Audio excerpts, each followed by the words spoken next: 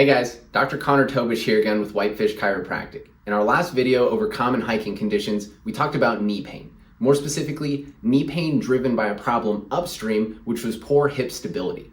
In this video, we're going to be talking about knee pain again, but knee pain resulting from a different problem further downstream, which is limited ankle mobility. More specifically, a movement of the foot and ankle that we call dorsiflexion. So if you use your imagination and pretend that this is a foot instead of my hand, dorsiflexion is the ability for the toes in the foot to move up towards your nose. Or if you pretend that this is a shin and this is a foot, the ability for the shin to translate forward over the foot, which is obviously really important for things like walking and hiking.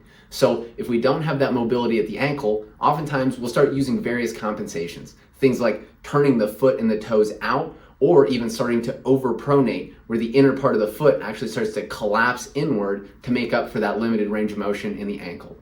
So when we're using these compensations, since we can't move as much as we need to at the ankle, typically we need to move excessively somewhere upstream. Oftentimes that area is the medial or the inner aspect of the knee. So as we basically move more in the inner knee, we start to overstress and overstrain some of these tissues until they become irritated and painful.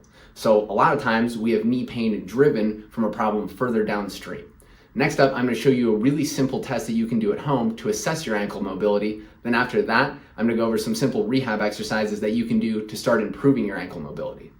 All right, guys, for today's test to check your ankle mobility and your ankle dorsiflexion, we're going to have you get the feet in line. So front foot straight, back foot with the toes up to the heel. Next up, we're just going to have you kind of squat or lunge down. And what we want to see is when you lunge down while keeping your back heel down, does the front of your knee get past the front of your ankle?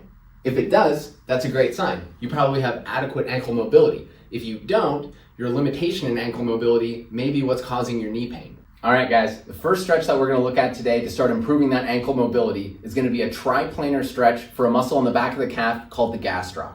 So to get set up, find a wall, we'll toss your hands up on the wall, and then whichever calf you're going to be stretching, get your forefoot up on the wall. Throughout the process, we're going to keep your knee nice and straight. Next up, we're going to be moving in 3 different directions. So first, you'll do 8 to 10 reps going straight forward. Next up, we'll do 8 to 10 more going off towards your right hand. And after that, 8 to 10 more going over towards the left hand. You can do this exercise 2 to 3 times a day. The next stretch that we're going to look at today is for the deeper muscle in the calf called the soleus. So to get set up, we'll just get your foot up on an elevated surface. Then from here, we're going to be pushing the knee forward over the toes. So let the knee glide forward. Then you can use your hands and your upper body weight to press the knee even further. Hold here for a second or two, come back. I'd shoot for 10 to 12 of those 3 times per day. Last thing we're going to look at today is going to be a banded joint mobilization. So you're going to want a pretty strong resistance band, secure it to something, and then get into this lunge position.